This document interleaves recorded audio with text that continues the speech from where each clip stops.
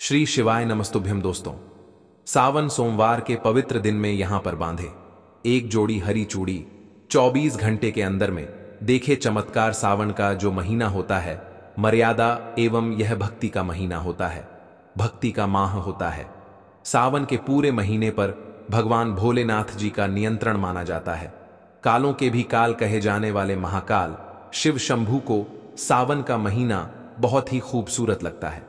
इस समय सूखे पड़े बंजर, सूखे पड़े बाग खिलखिला उठते हैं, चारों ओर हरियाली ही हरियाली दिखाई होती है।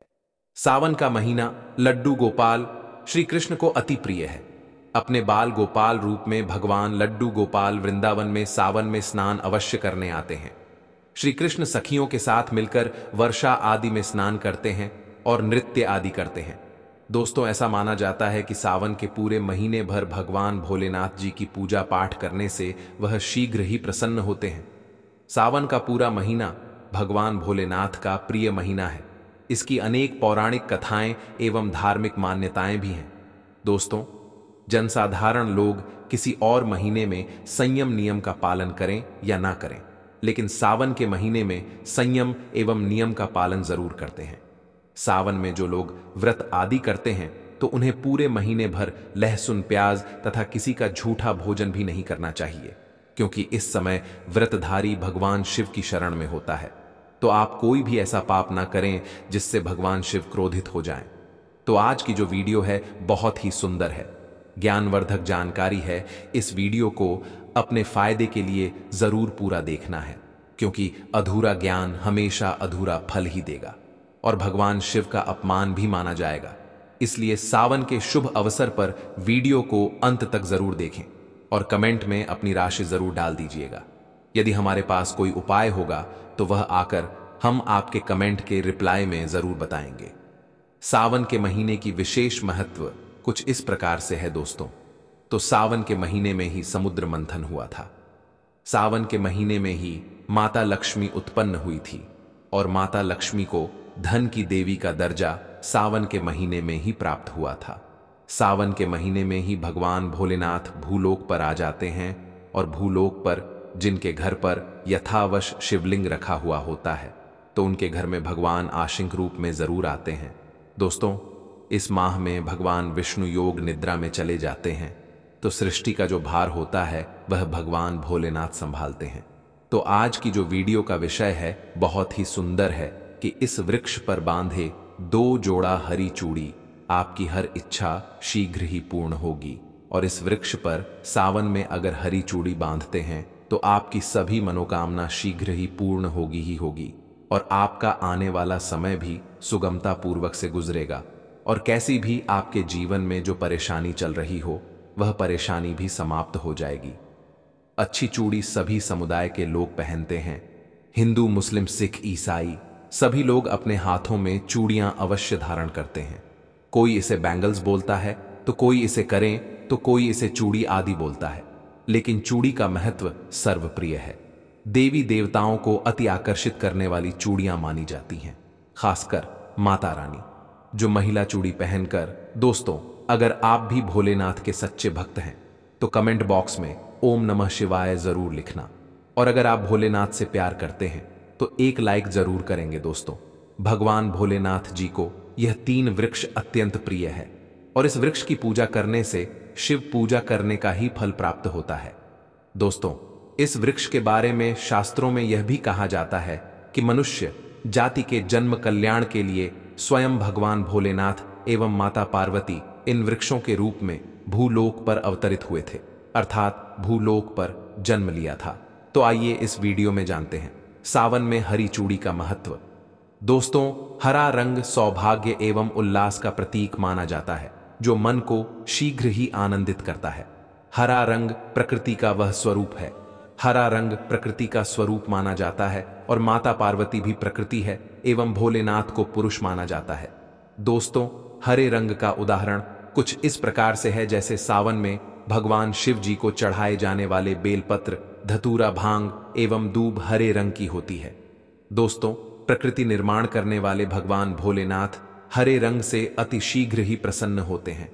सावन में जो महिला हरे रंग की चूड़ी पहनती है हरे वस्त्र धारण करती है, उन्हें अखंड सौभाग्य की प्राप्ति होती है। दोस्तों, इसलिए कहा जाता है जितनी भी माताएं बने हैं उन्हें पूरे सावन के महीने में हरे रंग की चूड़ी जरूर पहननी चाहिए, हरे वस्त्र जरूर धारण करने चाहिए। सावन के महीने में जो माताएं बहनें भगवान भोलेनाथ की पूजा करती हैं, शिव पूजा करती है, ऐसी माता बहनों को हरे रंग के वस्त्र धारण करने चाहिए और भूलकर भी सावन के महीने में नीले और काले वस्त्र किसी भी महिला को कदापि नहीं पहनने चाहिए। ऐसा माना जाता है कि इस रंग के कपड़े पहनने से महिला के पति पर कष्ट आते हैं और उनके पति की आयु कम हो जाती है।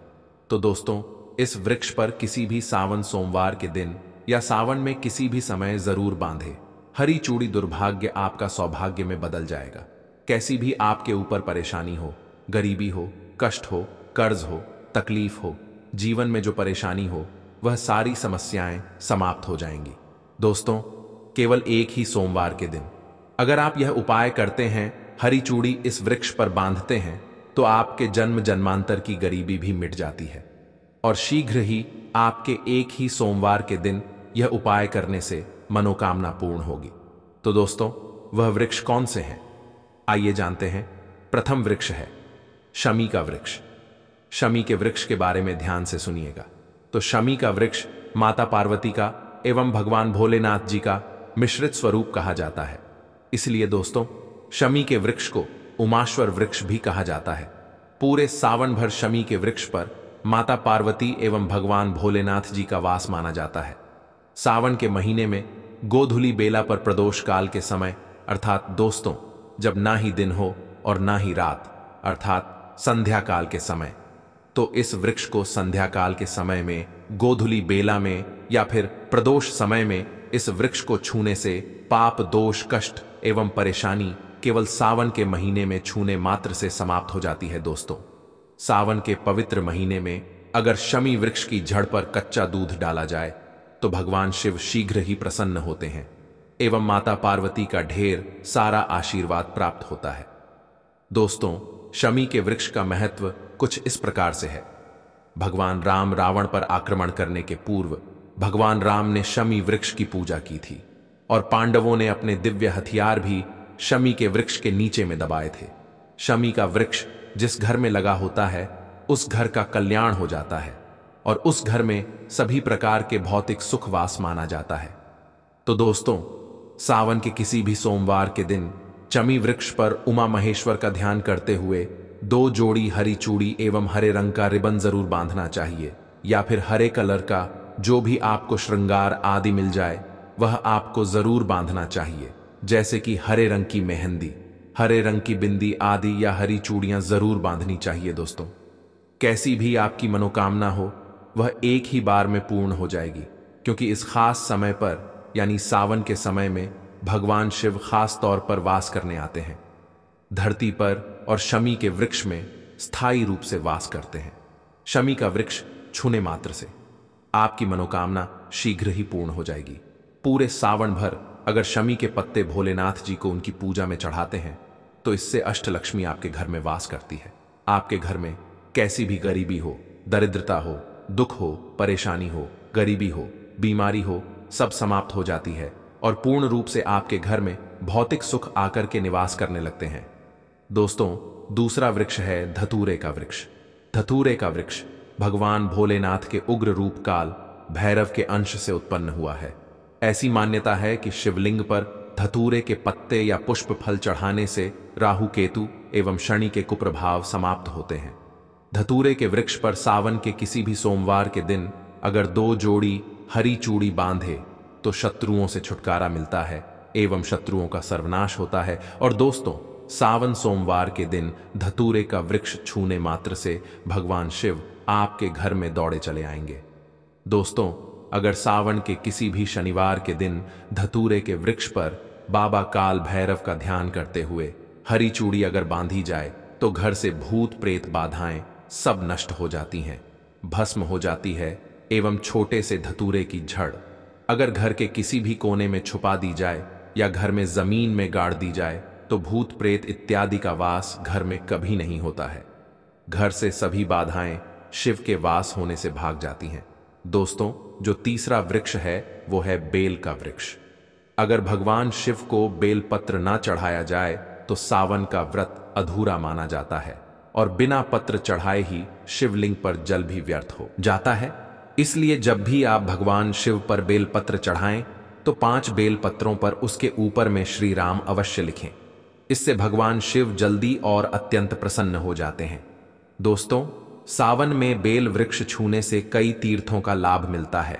सावन में इस वृक्ष को क्यों छूना जरूरी है, आइए जानते हैं बेल वृक्ष की महिमा को।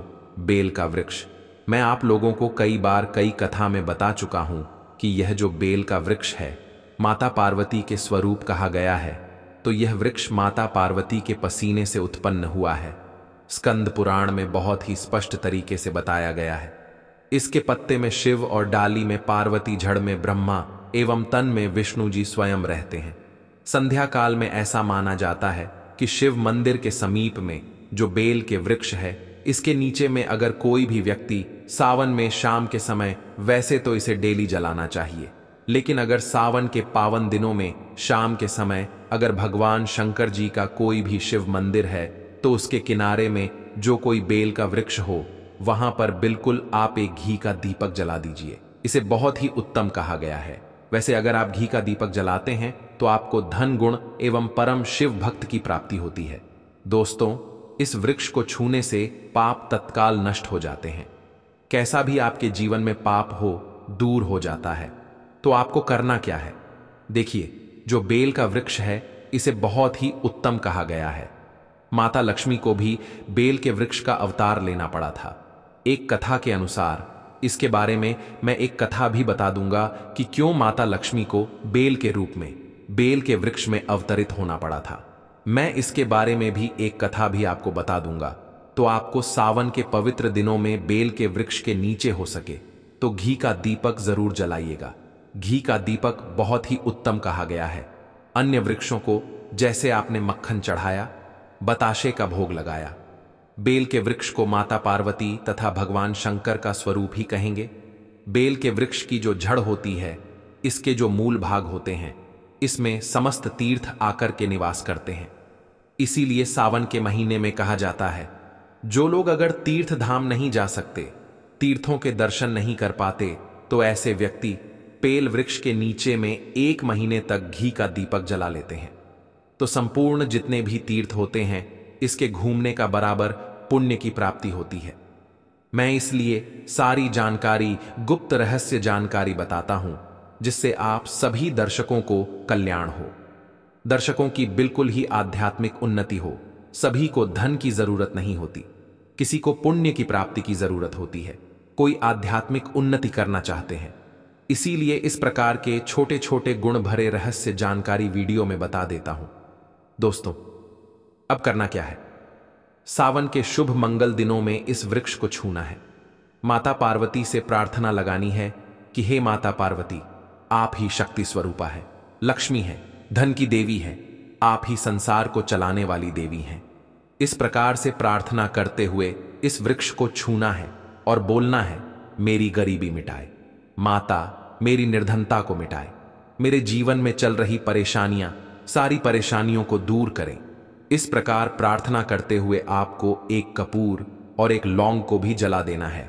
और एक काम जरूर करना है, जलाने के बाद इस वृक्ष को आपको बोलना है कि मैं भोग स्वरूप आपको धतूरे के पत्ते एवं धतूरे के फल समर्पित कर रहा हूं।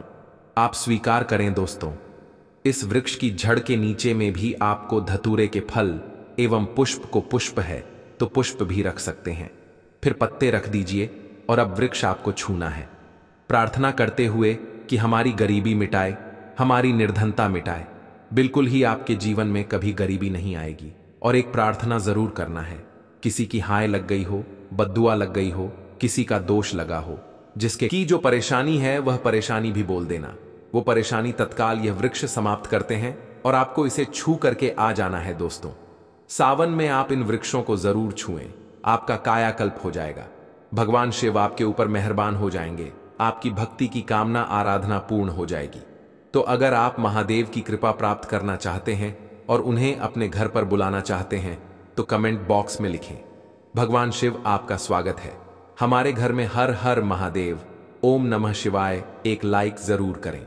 संगीत सावन का पवित्र महीना, जब धरती पर हर दिशा से हर हर महादेव की गूंज सुनाई देती है, वह समय जब स्वयं भोलेनाथ अपने भक्तों के सबसे निकट होते हैं। उस सावन के किसी भी सोमवार को अगर आप शिवलिंग पर एक चुपचाप किनारे रखी हुई चीज को उठाकर अपने घर ले आते हैं और उसका एक खास तरीका अपनाते हैं, तो आप न केवल दुर्भाग्य को दूर कर सकते हैं बल्कि करोड़पति भी बन सकते हैं। यह कोई काल्पनिक कथा नहीं, बल्कि अनेक साधकों द्वारा प्रमाणित अनुभूत प्रयोग है, जो महायुक्ति टीवी के माध्यम से अब आपके सामने प्रकट हो रहा है। सावन में सोमवार के दिन जब शिव भक्त व्रत रखते हैं, मंदिरों में बेलपत्र, जल, दूध, शहद और भांग चढ़ाते हैं। उन दिनों मंदिर में शिवलिंग के पास अक्सर कुछ चीजें भक्तों द्वारा अर्पित की जाती हैं, जो विशेष रूप से प्रसाद नहीं होती, लेकिन उनका संपर्क सीधे शिवलिंग से होता है। ऐसे में यदि आप सावन के किसी सोमवार को प्रातः ब्रह्म मुहूर्त में स्नान करके स्वच्छ वस्त्र धारण कर शिव मंदिर जाएं और वहां शिवलिंग के पास से चुपचाप कोई भी ऐसी वस्तु उठाएं जो वहां स्वतः रखी गई हो, जैसे बेलपत्र, फूल, चावल, काले तिल या पंचामृत से सिक्त मिट्टी का कण, और उस वस्तु को लेकर घर लाकर अपने पूजा स्थान पर रखें, तो यह वस्तु स्वयं भगवान शिव का आशीर्वाद बन जाती है। और यदि उसी वस्तु को एक लाल वस्त्र में बांधकर अपने धन रखने के स्थान जैसे तिजोरी या गल्ले में रखें, तो बहुत ही शीघ्र आपकी आर्थिक स्थिति बदलने लगती है। विशेषकर यदि आपने यह प्रयोग 3 सावन सोमवार तक लगातार किया हो, तो आपके जीवन में लक्ष्मी जी का आगमन अवश्य होता है। और जो व्यक्ति यह उपाय श्रद्धा से करता है, वह एक नहीं कई स्रोतों से आय प्राप्त करने लगता है। लेकिन ध्यान रखें कि यह प्रयोग पूर्ण निष्ठा, पवित्रता और मौन भाव से करना होता है। ना किसी को बताना है और ना ही दिखाना है। और अब बात करते हैं कि शिवलिंग पर क्या चढ़ाना चाहिए और क्या नहीं। तो सर्वप्रथम समझिए कि भगवान शिव को जल, दूध, बेलपत्र, भांग, धतूरा, शहद, सफेद चंदन, सफेद फूल, आंख का फूल, पंचामृत इत्यादि अत्यंत प्रिय हैं। विशेष रूप से बेलपत्र तो भगवान शिव के हृदय के समान माना जाता है। उसमें 3 पत्तियां अवश्य होनी चाहिए और वह टूटी हुई नहीं होनी चाहिए। बेलपत्र चढ़ाते समय उसका ऊपरी भाग, नुकीला हिस्सा शिवलिंग की ओर होना चाहिए। वहीं दूसरी ओर शिवलिंग पर तुलसी के पत्ते कभी नहीं चढ़ाना चाहिए, क्योंकि यह श्री हरि विष्णु को समर्पित माने जाते हैं और शिव पुराण में इसका निषेध किया गया है।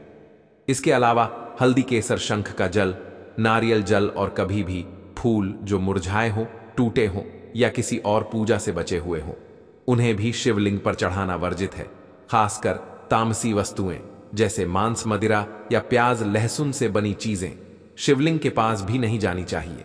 अगर ऐसा कोई व्यक्ति करता है तो वह शिव का रुष्ट स्वरूप भैरव का क्रोध झेल सकता है। अतः सावधानी और श्रद्धा दोनों ही आवश्यक हैं। और जब भी शिवलिंग पर अर्पण करें तो एम नमः शिवाय या महामृत्युंजय मंत्र का जाप करते हुए करें। और सोमवार के दिन कच्चा दूध अभिषेक के लिए प्रयोग करें, लेकिन वह उबला हुआ नहीं होना चाहिए और उसमें कोई खटास या मिलावट नहीं होनी चाहिए। वहीं अभिषेक के लिए जल भी गंगा जल या कुएं का शुद्ध जल होना चाहिए। इस दिन शिवलिंग को स्पर्श करते समय अपने मन को पवित्र रखें, क्योंकि कहा गया है कि शिव तो भाव के भूखे हैं। धन या वस्त्र से नहीं, बल्कि आपके समर्पण से प्रसन्न होते हैं।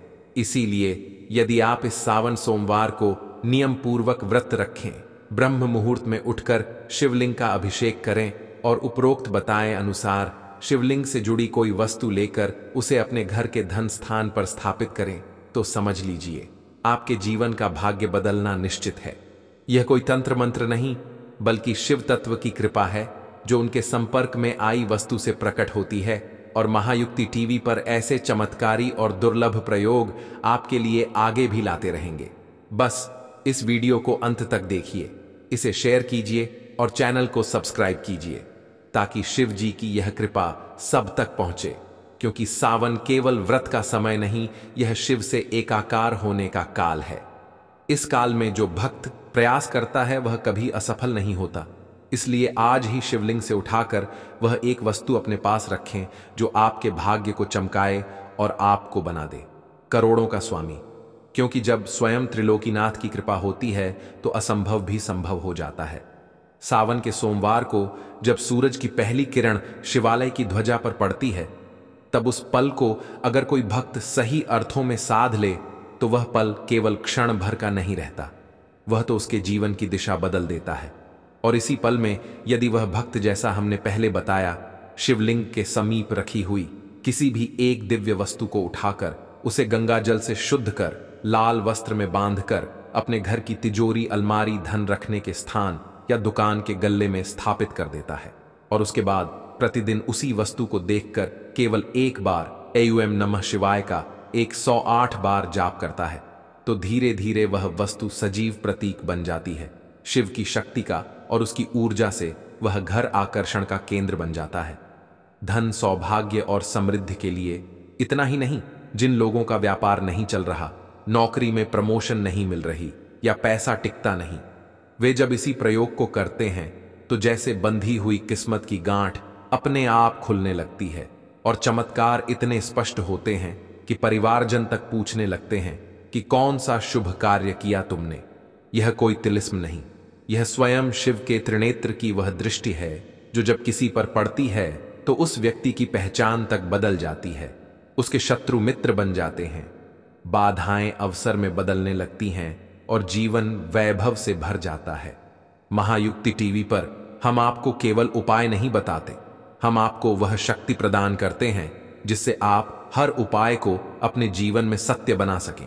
और यह शिवलिंग से जुड़ा प्रयोग कोई तात्कालिक लालच का रास्ता नहीं है, यह साधना है, एक गहन भावनात्मक, मानसिक और आत्मिक यात्रा है जिसमें आप स्वयं को शिव के समीप पाते हैं। और जैसे जैसे यह साधना गहराती है वैसे वैसे आपके घर में धन की वर्षा होने लगती है।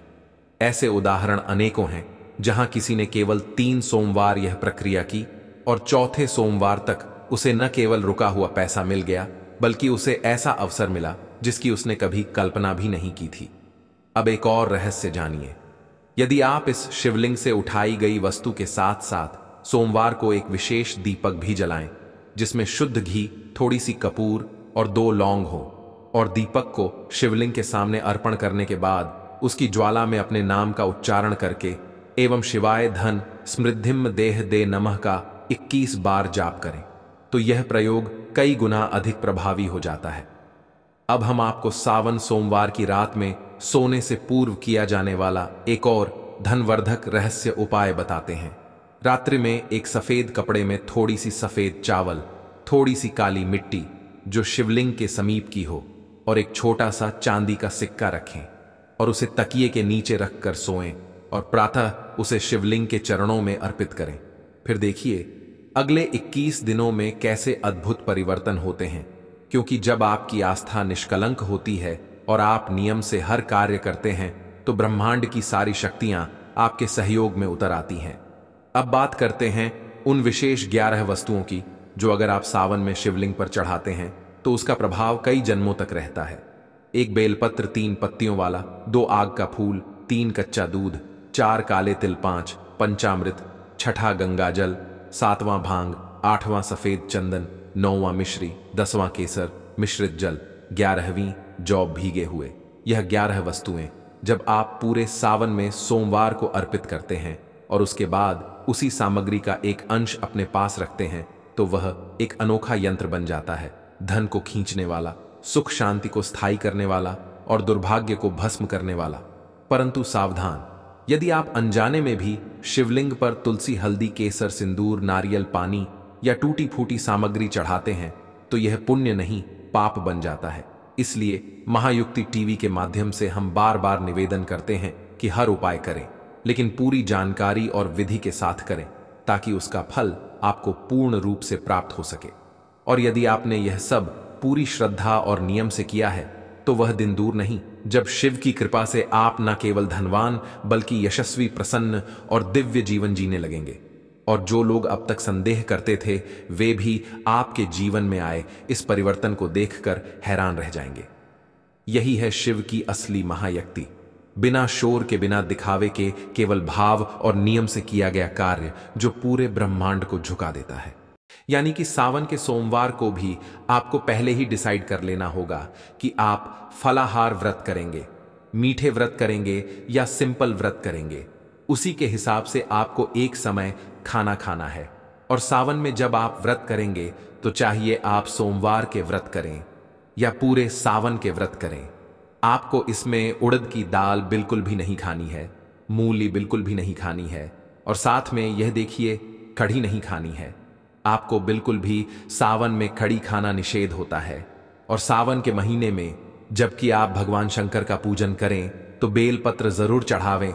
चाहे आप एक बेलपत्र चढ़ाया, लेकिन बेलपत्र जरूर चढ़ाएं, क्योंकि अगर सावन में सिर्फ एक लोटा जल और बेलपत्र भी हम चढ़ाते हैं भगवान शिव शंकर पर, तो उससे भी भगवान शिव शंकर अति प्रसन्न होते हैं और मनोकामनाओं को अति शीघ्र पूर्ण करते हैं। देखिए, भगवान शिव शंकर ना बहुत भोले होते हैं, थोड़ी सी पूजा और थोड़े से प्रयास से ही प्रसन्न होकर मनोकामनाओं को पूर्ण कर देते हैं। तो सावन में हमें भगवान शिव शंकर की पूजा अर्चना जरूर करनी चाहिए, क्योंकि सावन भगवान शिव शंकर को ही समर्पित होता है और सावन में की हुई पूजा पाठ का अनंत गुना फल प्राप्त होता है। तो सावन के ग्राम वरना भी कर पाए ना, तो आप सावन में भगवान शिव शंकर को एक लोटा जल और बेलपत्र जरूर समर्पित करें। अब हम जान लेते हैं कि हमें व्रत का उद्यापन कैसे करना, यानी सावन माह से जो व्रत किए हैं उद्यापन कैसे होगा। तो देखिए, जब व्रत पूर्ण हो जाएंगे उसके बाद हमें क्या करना है। आखिरी दिन, सावन का जो आखिरी दिन होगा, उस दिन आप पंडित और पंडिताइन के जोड़े को घर पर बुलाएं। पंडित पैन को बुलाकर उन्हें भोजन कराएं, उनको वस्त्र दें। वस्त्र में पंडित जी को आप कुर्ता पजामा, पैंट शर्ट, धोती कुर्ता जो भाइयों पहनते हैं वह दें। पंडिताइन को आप साड़ी सूट जो पहनने वह दें। उसके साथ ही पंडिताइन को आप श्रृंगार का सामान जरूर दें। सावन के महीने में श्रृंगार के सामान का जरूर दान करना चाहिए, क्योंकि सावन में ब्रह्म पार्वती को श्रृंगार का सामान समर्पित किया जाता है। मां पार्वती सुहाग बांटती हैं, तो इसलिए सावन के महीने में श्रृंगार का सामान जरूर से आप दान करें। उसके बाद उन्हें दक्षिणा दें और पैर छूकर उनका आशीर्वाद लें। इस तरह से सावन माह के जो व्रत है उनका उद्यापन किया जाता है। एक तो यह तरीका है, और अगर आप घर पर बुलाकर भोजन नहीं करा सकते हैं तो फिर आप भोजन की थाली ले, मतलब जो भी आप अपने भोजन बनाया है वह खाली में निकाल लें। पंडित पंडिताइन के कपड़े ले लें और दक्षिणा लेने वह पंडित पंडिताइन के घर देकर आ सकते हैं, या आप खाने का सूखा सामान भी ले सकते हैं। और अगर कुंवारी लड़कियां पूरे सावन महाव्रत करती हैं तो फिर वह मंदिर में जाकर भगवान की शंकर माता पार्वती को वस्त्र पहनती हैं, भोग समर्पित करती है और उसके बाद महेश्वर प्रसाद बांट देती हैं। इसी तरह से कुंवारी लड़कियां उद्यापन करती हैं। अगर कुंवारी लड़कियां वस्त्र ना भी चढ़ा पाए तो वह जनेऊ चढ़ा दे और 1.25 किलो या 5.25 किलो प्रसाद बांटें, दक्षिणा चढ़ाएं। इस तरह भी कुंवारी लड़कियों का उद्यापन हो जाता है। तो इस तरह से सावन माह के व्रत का उद्यापन किया जाएगा। सावन माह के व्रत का उद्यापन बहुत ही सरल है, आप इनमें से किसी भी विधि से उद्यापन कर सकते हैं। इसके साथ ही जब सावन के सोमवार आप करते हैं तो उसका उद्यापन भी इसी तरह से किया जाता। आखिरी जो सोमवार आएगा उस दिन उद्यापन किया जाएगा। श्रावण में आपको दोनों समय भगवान शिव शंकर के सामने दीपदान जरूर करना है, यानी भगवान शिव शंकर सामने दिया जरूर जलाना है आपको, और भगवान शिव शंकर का पूजन आपको जरूर करना है। दोस्तों, सावन के व्रत बहुत ही सरल होते हैं और मनोकामनाओं को अतिशीघ्र पूरा वन हमें होने वाली सभी पूजा व्रत सभी के वीडियो आपको मेरे चैनल पर मिल जाएंगे। अगर आपको यह वीडियो पसंद आई हो, अगर यह वीडियो आपके लिए यूजफुल हो तो प्लीज वीडियो को लाइक करना, और अगर आपने अभी तक चैनल को सब्सक्राइब नहीं किया है तो चैनल को सब्सक्राइब कर लेना।